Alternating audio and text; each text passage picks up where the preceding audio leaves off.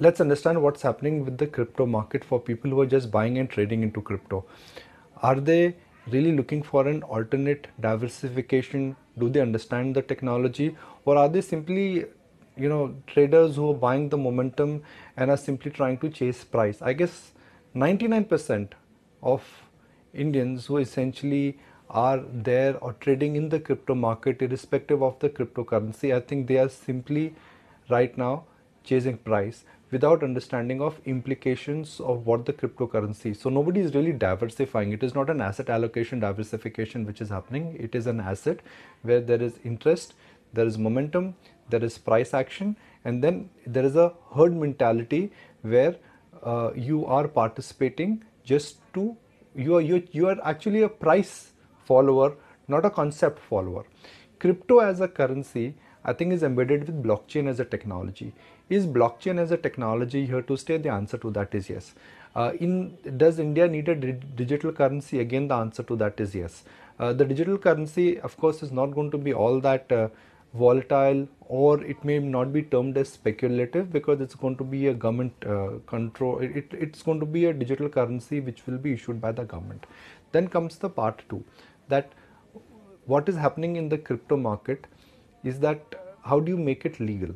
Well, the only way to make legal is that you'll have to come up with regulation, because now looking at the size of the crypto market and looking at the number of participants, while all kind of random data has been thrown at us that okay, 8% of Indian population is currently trading in crypto, I don't agree with that.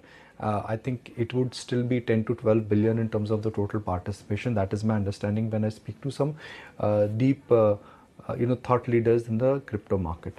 Now, when the bill clearly says that they are not against the blockchain technology, but they may be looking at banning not all cryptocurrencies, and few currencies in a sense would be allowed.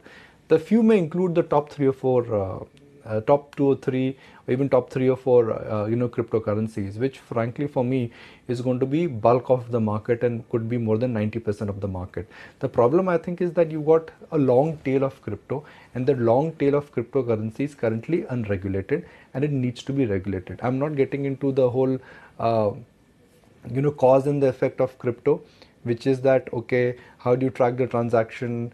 Is there a problem in terms of can this, if the crypto prices they fall, could that be a systemic risk? I don't think anything of that. We've not reached that kind of a scale and size in India.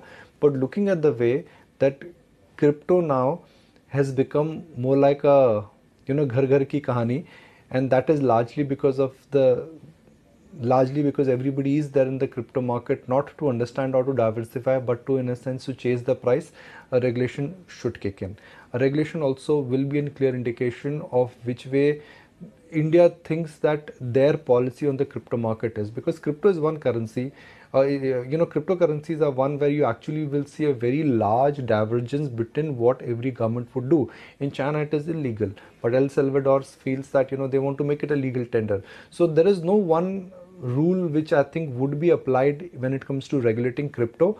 But looking at the way how this crypto craze and mania is now gripping India, you need to regulate it, because what you don't want to see is that if there is a sharp reversal, if there is a big sell-off, you don't want to be, you just don't want to be part of that financial, you don't want to be part of the crypto market when there is a sharp reversal.